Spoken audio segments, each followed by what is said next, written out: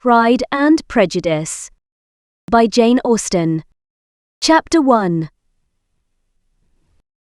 It is a truth universally acknowledged that a single man in possession of a good fortune must be in want of a wife. However little known the feelings or views of such a man may be on his first entering a neighbourhood, this truth is so well fixed in the minds of the surrounding families that he is considered as the rightful property of some one or other of their daughters. "My dear Mr. Bennet," said his lady to him one day, "have you heard that Netherfield Park is let at last?" Mr. Bennet replied that he had not. "But it is returned, for Mrs. Long has just been here, and she told me all about it." Mr. Bennet made no answer. "Do not you want to know who has taken it?" cried his wife impatiently. "You want to tell me, and I have no objection to hearing it." This was invitation enough. "Why, my dear, you must know. Mrs. Long says that Netherfield is taken by a young man of large fortune from the north of England, that he came down on Monday in a chaise and four to see the place, and was so much delighted with it, that he agreed with Mr. Morris immediately, that he is to take possession before Michaelmas, and some of his servants are to be in the house by the end of next week." "What is his name?" "Bingley." "Is he married or single?" "Oh, single, my dear, to be sure. A single man of large fortune, 4,000 or 5,000 a year. What a fine thing for our girls."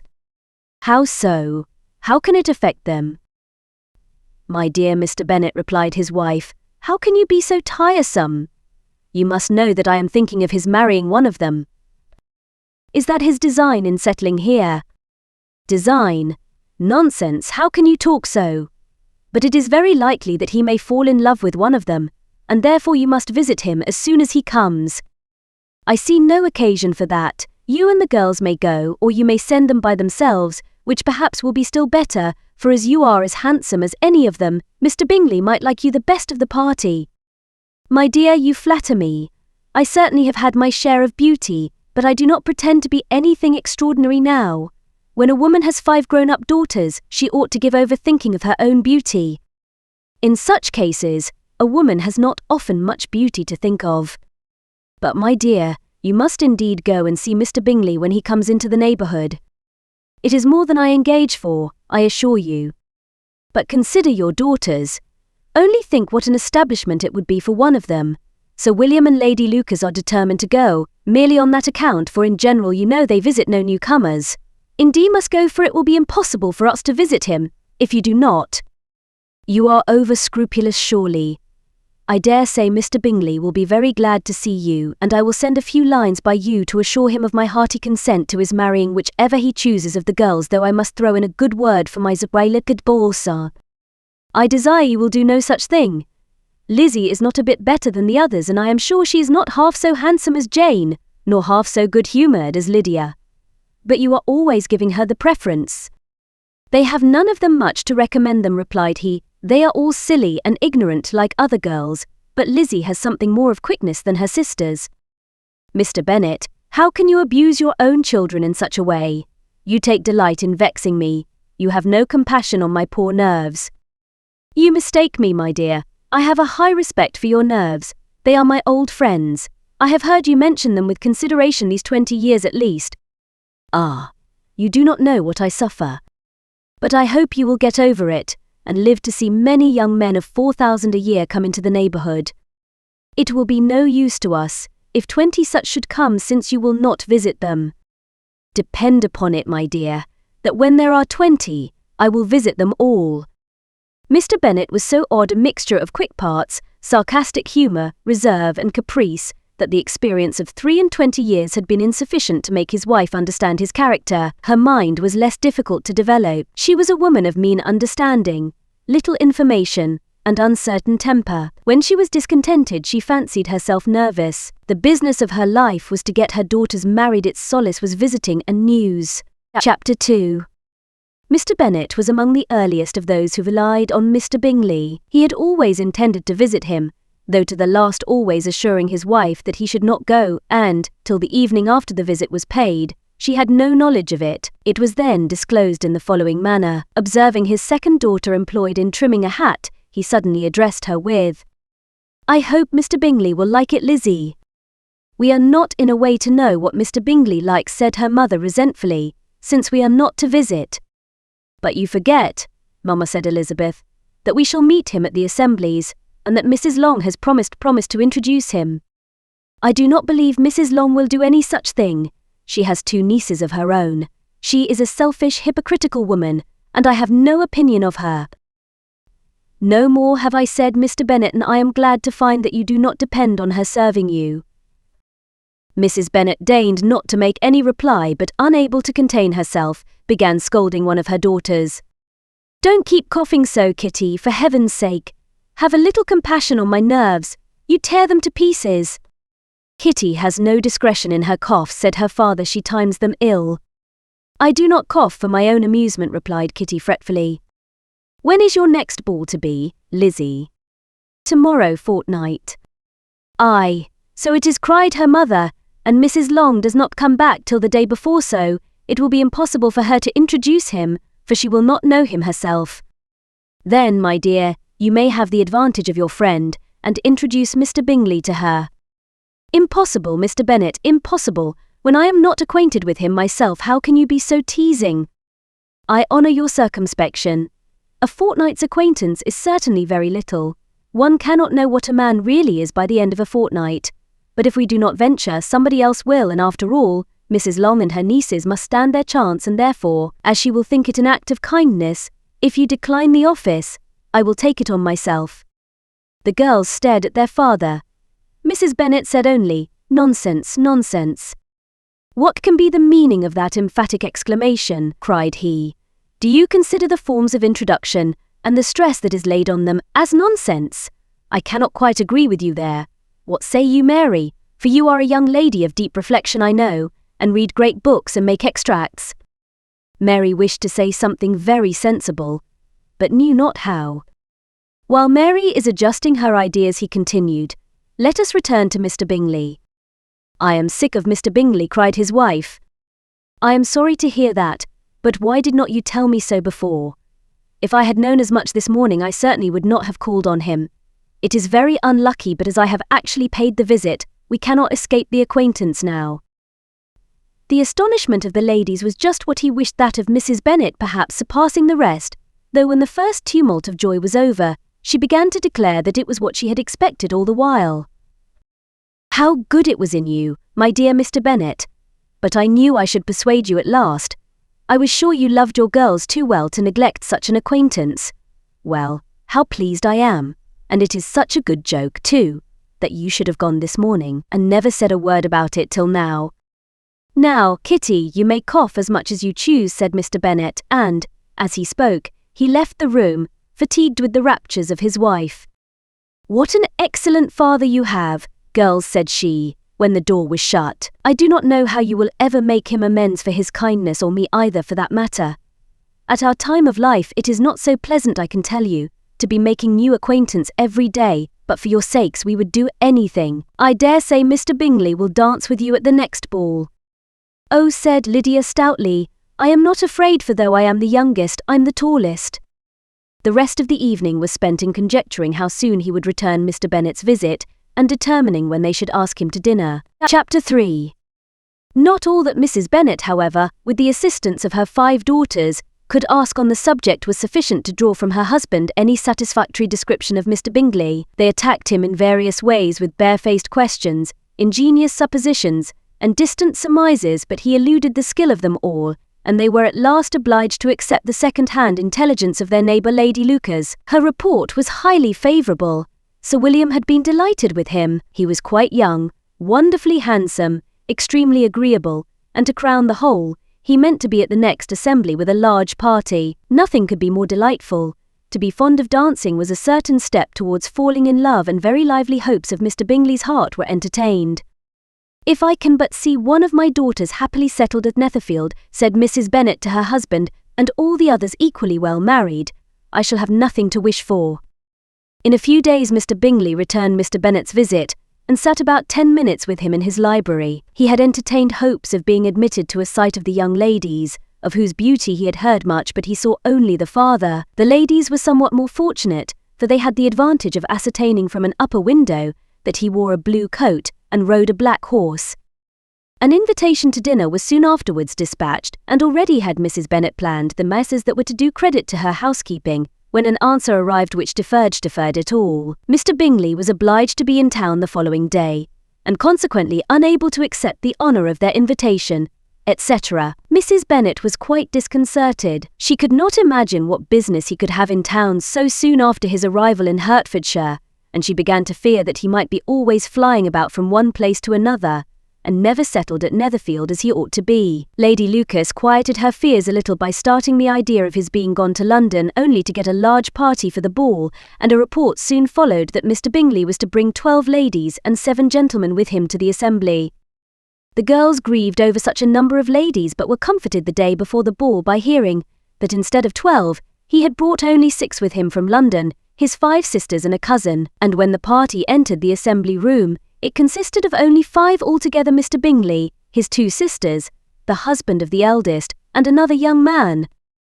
Mr. Bingley was good-looking and gentlemanlike. He had a pleasant countenance and easy, unaffected manners. His sisters were fine women, with an air of decided fashion. His brother-in-law, Mr. Hurst, merely looked the gentleman, but his friend Mr. Darcy soon drew the attention of the room by his fine, tall person, handsome features, noble mien, and the report, which was in general circulation within 5 minutes after his entrance, of his having 10,000 a year. The gentleman pronounced him to be a fine figure of a man.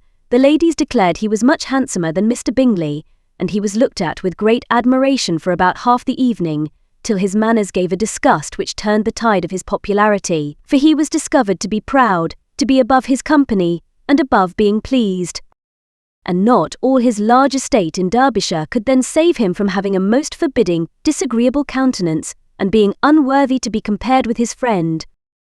Mr. Bingley had soon made himself acquainted with all the principal people in the room. He was lively and unreserved, danced every dance, was angry that the ball closed so early, and talked of giving one himself at Netherfield. Such amiable qualities must speak for themselves. What a contrast between him and his friend! Mr. Darcy danced only once with Mrs. Hurst and once with Miss Bingley, declined being introduced to any other lady, and spent the rest of the evening in walking about the room, speaking occasionally to one of his own party. His character was decided.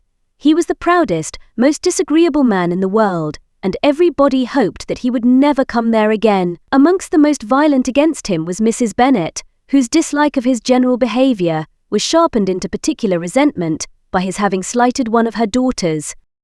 Elizabeth Bennet had been obliged by the scarcity of gentlemen to sit down for 2 dances, and during part of that time Mr. Darcy had been standing near enough for her to overhear a conversation between him and Mr. Bingley, who came from the dance for a few minutes, to press his friend to join it. "Come, Darcy," said he, "I must have you dance. I hate to see you standing about by yourself in this stupid manner. You had much better dance." "I certainly shall not. You know how I detest it, unless I am particularly acquainted with my partner. At such an assembly as this, it would be insupportable. Your sisters are engaged, and there is not another woman in the room whom it would not be a punishment to me to stand up with." "I would not be so fastidious as you are," cried Bingley, "for a kingdom. Upon my honour, I never met with so many pleasant girls in my life as I have this evening, and there are several of them you see uncommonly pretty." "You are dancing with the only handsome girl in the room," said Mr. Darcy, looking at the eldest Miss Bennet. "Oh, she is the most beautiful creature I ever beheld. But there is one of her sisters sitting down just behind you, who is very pretty, and I dare say very agreeable. Do let me ask my partner to introduce you." "Which do you mean?" And turning round, he looked for a moment at Elizabeth, till catching her eye, he withdrew his own and coldly said, "She is tolerable but not handsome enough to tempt me, and I am in no humour at present to give consequence to young ladies who are squinted youth, or slighted by other men. You had better return to your partner and enjoy her smiles, for you are wasting your time with me." Mr. Bingley followed his advice. Mr. Darcy walked off, and Elizabeth remained with no very cordial feelings towards him. She told the story, however, with great spirit among her friends, for she had a lively, playful disposition, which delighted in anything ridiculous. The evening altogether passed off pleasantly to the whole family. Mrs. Bennet had seen her eldest daughter much admired by the Netherfield party. Mr. Bingley had danced with her twice, and she had been distinguished by his sisters. Jane was as much gratified by this as her mother could be, though in a quieter way. Elizabeth felt Jane's pleasure. Mary had heard herself mentioned to Miss Bingley as the most accomplished girl in the neighbourhood, and Catherine and Lucius had been fortunate enough to be never without partners, which was all that they had yet learnt to care for at a ball. They returned therefore in good spirits to Longbourn, the village where they lived, and of which they were the principal inhabitants. They found Mr. Bennet still up. With a book he was regardless of time, and on the present occasion he had a good deal of curiosity as to the event of an evening which had raised such splendid expectations. He had rather hoped that all his wife's views on the stranger would be disappointed, but he soon found that he had a very different story to hear. "Oh, my dear Mr. Bennet," as she entered the room, "we have had a most delightful evening, a most excellent ball. I wish you had been there. Jane was so admired, nothing could be like it.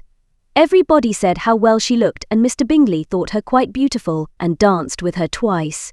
Only think of that, my dear, he actually danced with her twice, and she was the only creature in the room that he asked a second time. First of all he asked Miss Lucas. I was so vexed to see him stand up with her, but, however, he did not admire her at all indeed. Nobody can, you know, and he seemed quite struck with Jane as she was going down the dance. So he inquired who she was, and got introduced, and asked her for the two next. Then, the 2/3 he danced with Miss King, and the 2/4 with Maria Lucas, and the 2/4 and Maria Lucas, and the 2/5 with Jane again, and the 2/6 with Lizzie, and the Boulanger. If he had had any compassion for me, cried her husband impatiently, he would not have danced half so much. For God's sake, say no more of his partners. Oh, that he had sprained his ankle in the first dance. Oh, my dear, continued Mrs. Bennet, I am quite delighted with him. He is so excessively handsome, and his sisters are charming women. I never in my life saw anything more elegant than their dresses. I dare say the lace upon Mrs. Hurst's gown. Here she was interrupted again.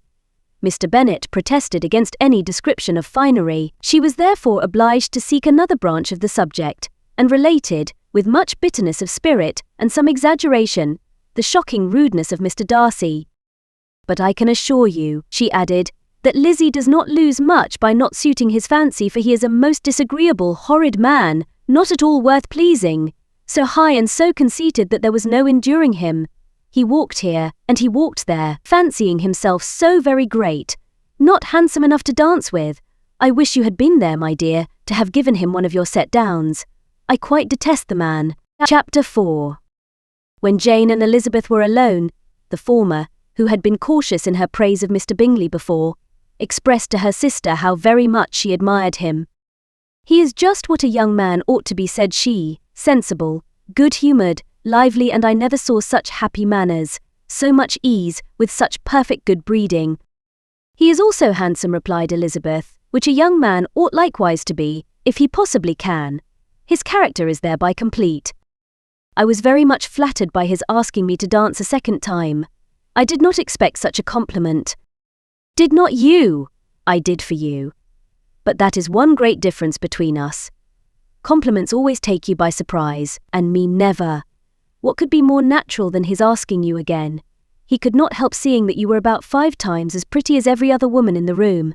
No thanks to his gallantry for that. Well, he certainly is very agreeable, and I give you leave to like him. You have liked many a stupider person. Dear Lizzie. Oh, you are a great deal too apt, you know, to like people in general. You never see a fault in anybody. All the world are good and agreeable in your eyes. I never heard you speak ill of a human being in my life. I would wish not to be hasty in censuring anyone, but I always speak what I think. I know you do, and it is that which makes the wonder, with your good sense, to be so honestly blind to the follies and nonsense of others. Affectation of candour is common enough, one meets it everywhere. But to be candid without ostentation or design to take the good of everybody's character and make it still better, and say nothing of the bad, belongs to you alone. And so you like this man's sisters too, do you? Their manners are not equal to his. Certainly not at first, but they are very pleasing women when you converse with them. Miss Bingley is to live with her brother and keep his house, and I am much mistaken if we shall not find a very charming neighbour in her. Elizabeth listened in silence, but was not convinced their behaviour at the assembly had not been calculated to please in general, and with more quickness of observation, and less pliancy of temper than her sister, and with a judgment too unassailed by any attention to herself, she was very little disposed to approve them. They were in fact very fine ladies, not deficient in good humour when they were pleased, nor in the power of being agreeable where they chose it, but proud and conceited. They were rather handsome, had been educated in one of the first private seminaries in town, had a fortune of £20,000, were in the habit of spending more than they ought, and of associating with people of rank, and were therefore in every respect entitled to think well of themselves, and meanly of others. They were of a respectable family in the north of England, a circumstance more deeply impressed on their memories than that their brother's fortune and their own attuned and their eyed by trade.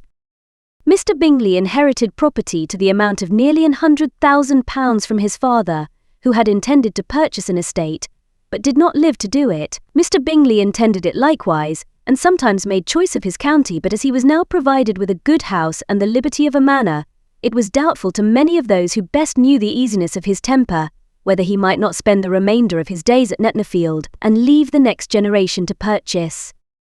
His sisters were very anxious for his having an estate of his own, but though he was now established only as a tenant, Miss Bingley was by no means unwilling to preside at his table, nor was Mrs. Hurst, who had married a man of more fashion than fortune, less disposed to consider his house as her home when it suited her. Mr. Bingley had not been of age 2 years, when he was tempted by an accidental recommendation to look at Netherfield House. He did look at it, and into it for half an hour, was pleased with the situation and the principal rooms, satisfied with what the owner said in its praise, and took it immediately. Between him and Darcy there was a very steady friendship, in spite of a great opposition of character. Bingley was endeared to Darcy by the easiness, openness, ductility of his temper, though no disposition could offer a greater contrast to his own, and though with his own he never appeared dissatisfied. On the strength of Darcy's regard Bingley had the firmest reliance, and of his judgment the highest opinion. In understanding Darcy was the superior. Bingley was by no means deficient, but Darcy was clever. He was at the same time haughty, reserved, and fastidious, and his manners, though well-bred, were not inviting. In that respect his friend had greatly the advantage. Bingley was sure of being liked wherever he appeared. Darcy was continually giving offence. The manner in which they spoke of the Meryton assembly was sufficiently characteristic. Bingley had never met with pleasanter people or prettier girls in his life. Everybody had been most kind and attentive to him. There had been no formality, no stiffness. He had soon felt acquainted with all the room, and as to Miss Bennet, he could not conceive an angel more beautiful. Darcy, on the contrary, had seen a collection of people in whom there was little beauty and no fashion, for none of whom he had felt the smallest interest, and from none received either attention or pleasure. Miss Bennet he acknowledged to be pretty, but she smiled too much. Mrs. Hurst and her sister allowed it to be so, but still they admired her and liked her, and pronounced her to be a sweet girl, and one whom they should not object to know more of. Miss Bennet was therefore established as a sweet girl, and their brother felt authorised by such commendation to think of her as he chose. Chapter 5. Within a short walk of Longbourn lived a family with whom the Puzenets were particularly intimate. Sir William Lucas had been formerly in trade in Meryton, where he had made a tolerable fortune and risen to the honour of knighthood by an address to the king. During his mayoralty, the distinction had perhaps been felt too strongly. It had given him a disgust to his business and to his residence in a small market town, and quitting them both, he had removed with his family to a house about a mile from Meryton, denominated from that period Lucas Lodge, where he could think with pleasure of his own importance, and unshackled by business, occupy himself solely in being civil to all the world. For though elated by his rank, it did not render him supercilious. On the contrary, he was all attention to everybody. By nature inoffensive, friendly and obliging, his presentation at St. James's had made him courteous. Lady Lucas was a very good kind of woman, not too clever to be a valuable neighbourshire Mrs. Bennet. They had several children. The eldest of them, a sensible, intelligent young woman, about 27, was Elizabeth's intimate friend. That the Miss Lucases and the Miss Bennets should meet to talk over a ball was absolutely necessary, and the morning after the assembly brought the former to Longbourn to hear and to communicate. "You began the evening well," Charlotte said Mrs. Bennet with civil self-command to Miss Lucas. "You were Mr. Bingley's first choice." "Yes, but he seemed to like his second better." "Oh, you mean Jane, I suppose, because he danced with her twice." "To be sure, that did seem as if he admired her indeed. I rather believe he did. I heard something about it, but I hardly know what something about Mr. Robinson." Perhaps you mean what I overheard between him and Mr. Robinson, did not I mention it to you?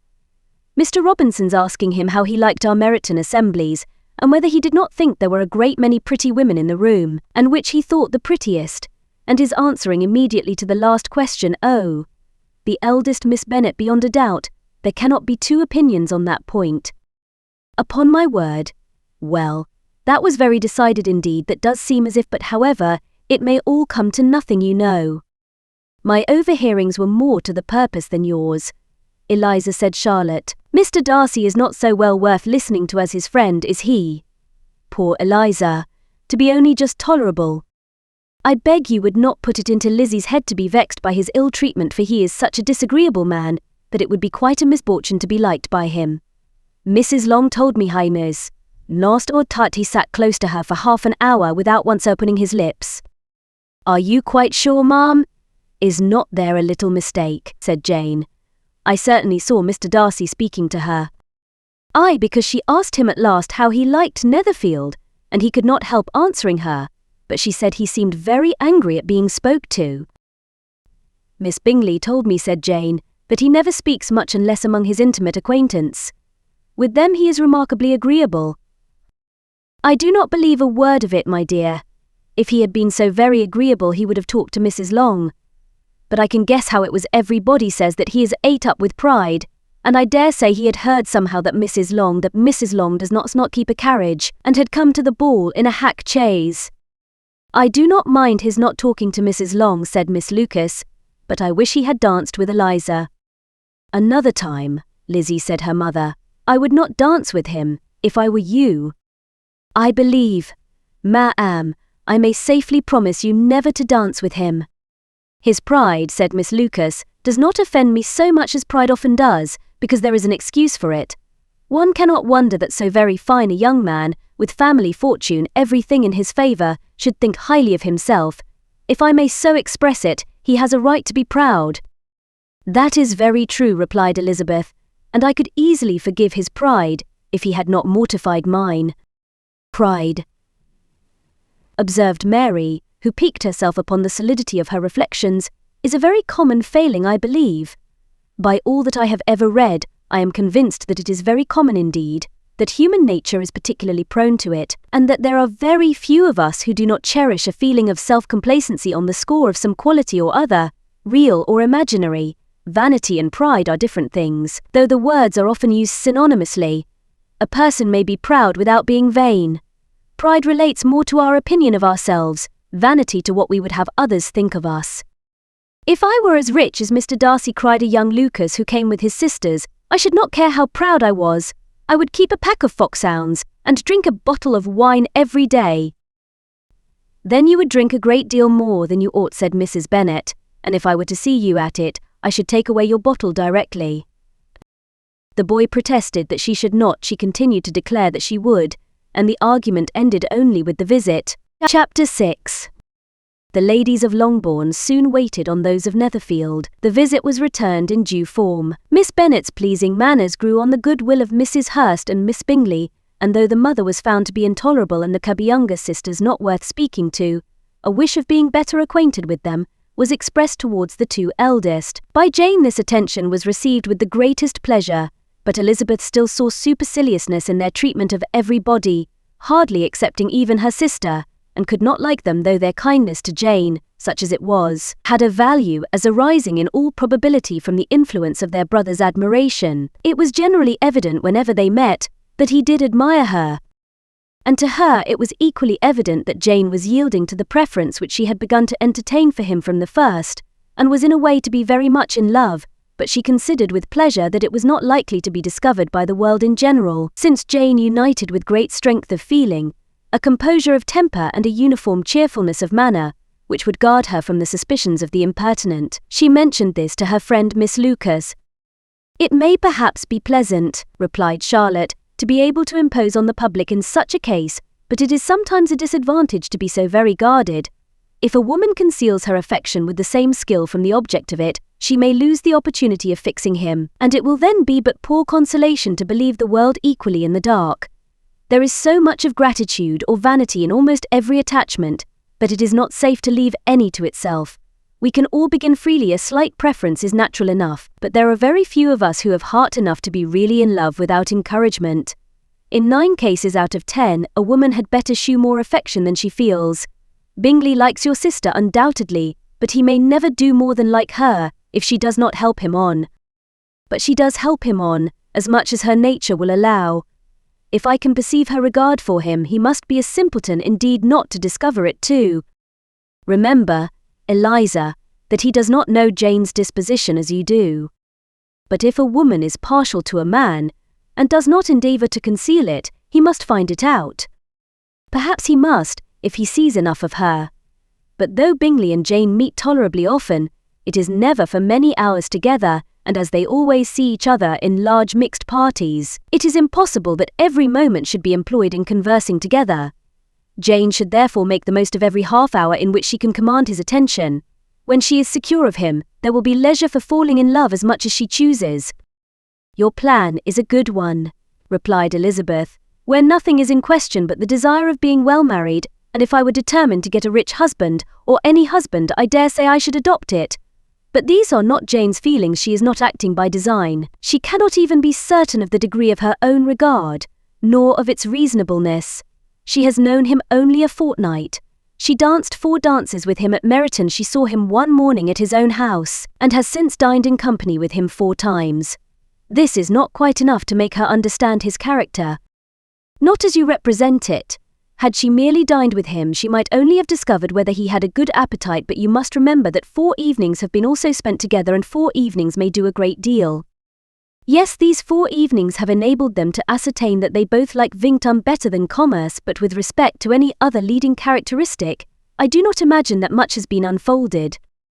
Well, said Charlotte, I wish Jane success with all my heart, and if she were married to him tomorrow, I should think she had as good a chance of happiness as if she were to be studying his character for a 12-month. Happiness in marriage is entirely a matter of chance.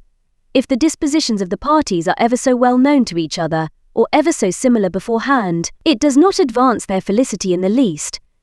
They always continue to grow sufficiently unlike afterwards to have their share of vexation, and it is better to know as little as possible of the defects of the person with whom you are to pass your life. You make me laugh, Charlotte, but it is not sound. You know it is not sound, and that you would never act in this way yourself. Occupied in observing Mr. Bingley's attentions to her sister, Elizabeth was far from suspecting that she was herself becoming an object of some interest in the eyes of his friend. Mr. Darcy had at first scarcely allowed her to be pretty. He had looked at her without admiration at the ball, and when they next met, he looked at her only to criticize. But no sooner had he made it clear to himself and his friends that she had hardly a good feature in her face, than he began to find it was rendered uncommonly intelligent by the beautiful expression of her dark eyes. To this discovery succeeded some others equally mortifying. Though he had detected with a critical eye more than one failure of perfect symmetry in her form, he was forced to acknowledge her figure to be light and pleasing, and in spite of his asserting that her manners were not those of the fashionable world, he was caught by their easy playfulness. Of this she was perfectly unaware. To her, he was only the man who made himself agreeable nowhere, and who had not thought her handsome enough to dance with. He began to wish to know more of her, and as a step towards conversing with her himself, attended to her conversation with others. His doing so drew her notice. It was at Sir William Lucas's, where a large party were assembled. "What does Mr. Darcy mean," said she to Charlotte, "by listening to my conversation with Colonel Forster? That is a question which Mr. Darcy only can answer. But if he does it any more, I shall certainly let him know that I see what he is about. He has a very satirical eye, and if I do not begin by being impertinent myself, I shall soon grow afraid of him."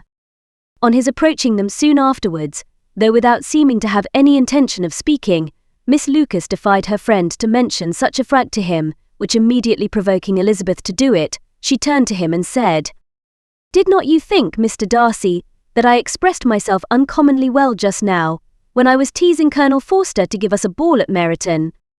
With great energy, but it is a subject which always makes a lady energetic. You are severe on us."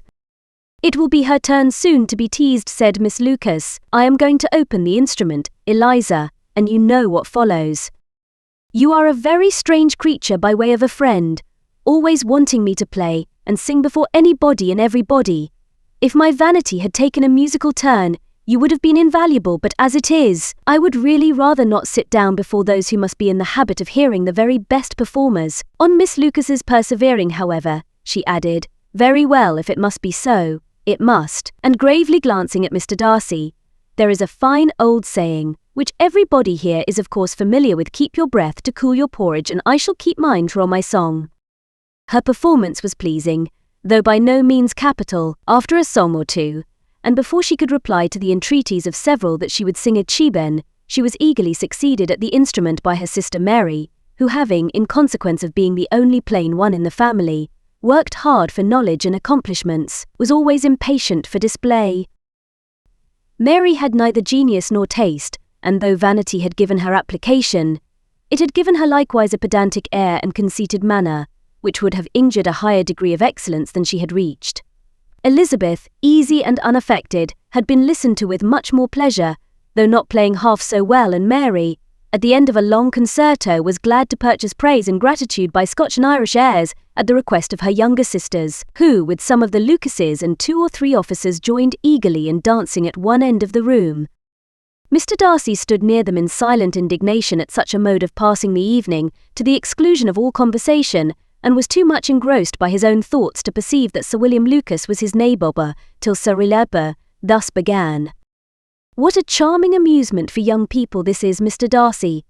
There is nothing like dancing after all. I consider it as one of first refinements of polished societies." "Certainly, sir, and it has the advantage also of being in vogue amongst the less polished societies of the world. Every savage can dance." Sir William only smiled. "Your friend performs delightfully," he continued after a pause, on seeing Bingley join the group, "and I doubt not that you are an eye to science yourself, Mr. Darcy. You saw me dance at Meryton, I believe, sir." "Yes, indeed, and received no inconsiderable pleasure from the sight. Do you often dance at St. James's?" "Never, sir." "Do you not think it would be a proper compliment to the place?" "It is a compliment which I never pay to any place if I can avoid it." "You have a house in town, I conclude?" Mr. Darcy bowed. "I had once some thoughts of fixing in town myself, for I am fond of superior society, but I did not feel quite certain that the air of London would agree with Lady Lucas."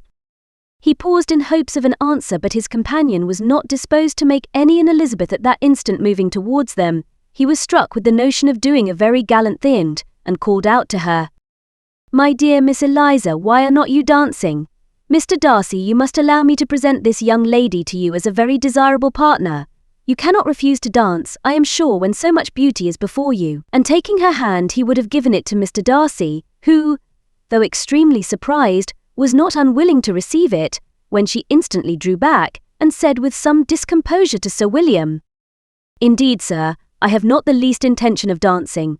I entreat you not to suppose that I moved this way in order to beg for a partner." Mr. Darcy with grave propriety requested to be allowed the honour of her hand, but in vain. Elizabeth was determined, nor did Sir William at all shake her purpose by his attempt at persuasion. "You excel so much in the dance, Miss Eliza, but it is cruel to deny me the happiness of seeing you, and though this gentleman dislikes the amusement in general, he can have no objection, I am sure, to oblige us for 1/2 hour." "Mr. Darcy is all politeness," said Elizabeth, smiling. "He is indeed, but considering the inducement, my dear Miss Eliza, we cannot wonder at his complaisance, for who would object to such a partner?" Elizabeth looked archly, and turned away. Her resistance had not injured her with the gentleman, and he was thinking of her with some complacency, when thus accosted by Miss Bingley. "I can guess the subject of your reverie." "I should imagine not. You are considering how insupportable it would be to pass many evenings in this manner in such society, and indeed I am quite of your opinion. I was never more annoyed. The insipidity and yet the noise, the nothingness and yet the self-importance of all these people. What would I give to hear your strictures on them? Your conjecture is totally wrong, I assure you. My mind was more agreeably engaged. I have been meditating on the very great pleasure which a pair of fine eyes in the face of a pretty woman can bestow." Miss Bingley immediately fixed her eyes on his face, and desired he would tell her what lady had the credit of inspiring such reflections. Mr. Darcy replied with great intrepidity, "Miss Elizabeth Bennet." "Ah, Miss Elizabeth Bennet, repeated Miss Bingley. I am all astonishment. How long has she been such a favourite? And pray, when am I to wish you joy? That is exactly the question which I expected you to ask. A lady's imagination is very rapid. It jumps from admiration to love, from love to matrimony in a moment. I knew you would be wishing me joy. Nay, if you are so serious about it, I shall consider the matter as absolutely settled. You will have a charming mother-in-law, indeed, and of course she will be always at Pemberley with you. He listened to her with perfect indifference, while she chose to entertain herself in this manner, and as his composure convinced her that all was safe, her wit flowed long. Chapter 7. Mr. Bennet's property consisted almost entirely in an estate of 2,000 a year, which, unfortunately for his daughters, was entailed in default of heirs male on a distant relation, and their mother's fortune, though ample for her situation in life, his could but ill supply the deficiency of his. Her father had been an attorney in Meryton, and had left her £4,000. She had a sister married to a Mr. Phillips, who had been a clerk to their father, and succeeded him in the business, and a brother settled in London in a respectable line of trade. The village of Longbourn was only 1 mile from Meryton, a most convenient distance for the young ladies, who were usually tempted thither 3 or 4 times a week, to pay their duty to their aunt and to a milliner's shop just over the way. The 2 youngest of the family, Catherine and Lydia, were particularly frequent in these attentions. Their minds were more vacant than their sisters', and when nothing better offered, a walk to Meryton was necessary to amuse their morning hours and furnish conversation for the evening. And however bare of news the country in general might be, they always contrived to learn some from their aunt. At present, indeed, they were well supplied both with news and happiness by the recent arrival of a militia regiment in the neighbourhood. It was to remain the whole winter, and Meryton was the headquarters. Their visits to Mrs. Phillips were now productive of the most interesting intelligence. Every day added something to their knowledge of the officers' names and connections. Their lodgings were not long a secret, and at length they began to know the officers themselves. Mr. Phillips visited them all, and this opened to his nieces a source of felicity unknown before. They could talk of nothing but officers, and Mr. Bingley's large fortune, the mention of which gave animation to their mother, was worthless in their eyes when opposed to the regimentals of an ensign. After listening one morning to their effusions on this subject, Mr. Bennet coolly observed, "From all that I can collect by your manner of talking, you must be 2 of the silliest girls in the country. I have suspected it some time, but I am now convinced." Catherine was disconcerted, and made no answer, but Lydia, with perfect indifference, continued to express her admiration of Captain Carter, and her hope of seeing him in the course of the day, as he was going the next morning to London. "I am astonished, my dear," said Mrs. Bennet, "that you should be so ready to think your own children silly. If I wished to think slightingly of anybody's children, it should not be of my own, however. If my children are silly, I must hope to be always sensible of it." "Yes, but as it happens, they are all of them very clever." "This is the only point, I flatter myself, on which we do not agree. I had hoped that our sentiments coincided in every particular, but I must so far differ from you as to think our 2 youngest daughters uncommonly foolish." "My dear Mr. Bennet, you must not expect such girls to have the sense of their father and mother. When they get to our age, I dare say they will not think about officers any more than we do. I remember the time when I liked to red coat myself very well, and indeed so I do still at my heart. And if a smart young colonel, with 5,000 or 6,000 a year, should want one of my girls, I shall not say nay to him, and I thought Colonel Forster looked very becoming the other night at Sir William's in his regimentals." "Mamma," cried Lydia, "my aunt says that Colonel Forster and Captain Carter do not go so often to Miss Watson's as they did when they first came. She sees them now very often standing in Clark's library."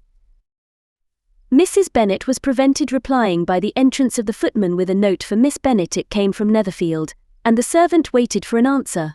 Mrs. Bennet's eyes sparkled with pleasure, and she was eagerly calling out, while her daughter read.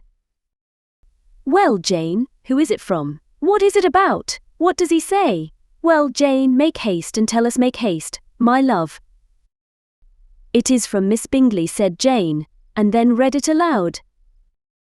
"My dear friend, If you are not so compassionate as to dine today with Louisa and me, we shall be in danger of hating each other for the rest of our lives. For a whole day's tête-à-tête between two women can never end without a quarrel. Come as soon as you can on the receipt of this. My brother and the gentleman are to dine with the officers. Yours ever, Caroline Bingley.